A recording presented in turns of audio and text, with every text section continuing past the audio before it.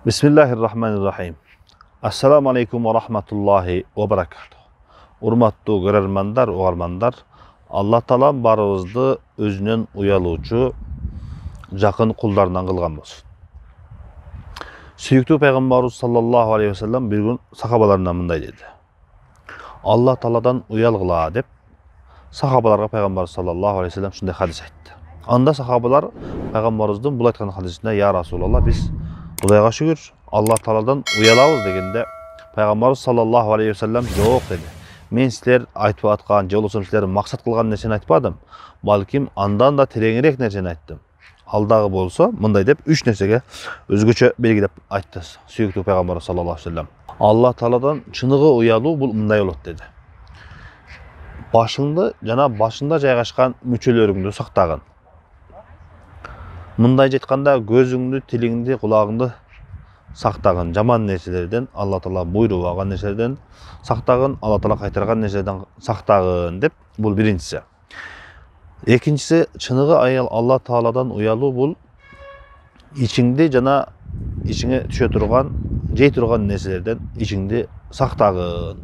Мунун мааниси арам жегенден, бирөөнүн акысын жегенден ичиңдин айланасындагы өзүңдүн мүчөлөрүңдү сактагын деди. Ал эми үчүнчүсү, бүгүнкү күндө биз көңүлгө ала турган, эске ала турган нерсе, үчүнчүсү өлүмдү эстеги. Чындыгында сенин бул жашооңдун бардыгы акыры бара турган жери өлүм менен аяктайт. Ошон үчүн өлүмдү унутпагын, өлүмдү эстегин деп сүйүктүү пайгамбарыбыз саллаллаху алейхи ва саллям айтты. Чындыгында бул хадиске ой жүгүтүп көрсөң, биз өзүбүздүн жашообузда кандай bir адам, кайсы bir колунда бар адам бизге жакшылык кылып, жакшы нерселерин берсе, байлык берсе, бийлик берсе, мансап берсе, ал адамдардан уялып калабыз да. Кээ бир адамдарга жамандык кылсаң деле, аркаңан жүрүп, дагы сага жакшылык кылып, дагы жакшылык бере турган нерсесин бере берсе, сен жамандык кылсаң деле бере берсе, уялып каласың. Чындыгында бул жерде биз дагы Allah Taala'dan ушинтип уялышыбыз керек. Allah Taala bizge ден соолук берди, бала чаканы берди.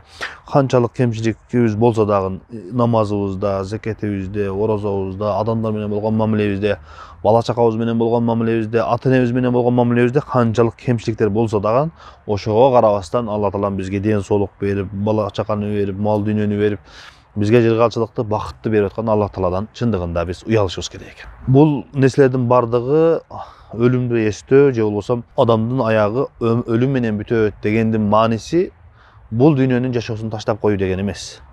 Allah Taala "Ва танса насибака минад дуния" сен бул дүйнөдөн өзүңө керек болгон нерсеңди унутпагын. Балким сен акыретиң менен кошо бул дүйнөңдү дагы ала кеткен.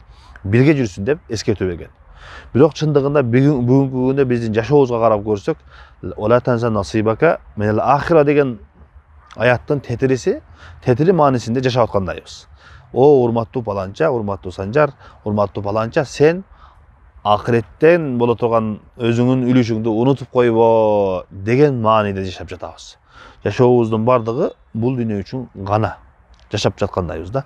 Ошон үчүн урматтуу бир туугандар, өзүмдү жана сиздерди ушул сүйүктүү пайгамбарыбыз саллаллаху алейхи ва салламдын улуу бир берекелүү, кереметтүү хадисине чакырып кетемин. Allah Taala барыбызды өзүнөн уялган, уялчак пенделерден кылган болсун. Allah Taala бизге берген неаматтардан карап туруп, өзүбүздүн амалыбызды, ишибизди, кылып жаткан кыймыл-аракетибизди карап, Allah Taala'dan чыныгы жүрөктөн уялып, Allah Taala'нын буйруган нерселерин аткарайлык, кайтарган нерсесинен кайтайлык, ар дайым өлүмдү эстеп, акыретибизди унутпайлык. Allah Taala'нын барыбызды ушул хадиске амал кылганга насип кылган болсун. Ассаламу алейкум ва рахматуллахи ва баракатух.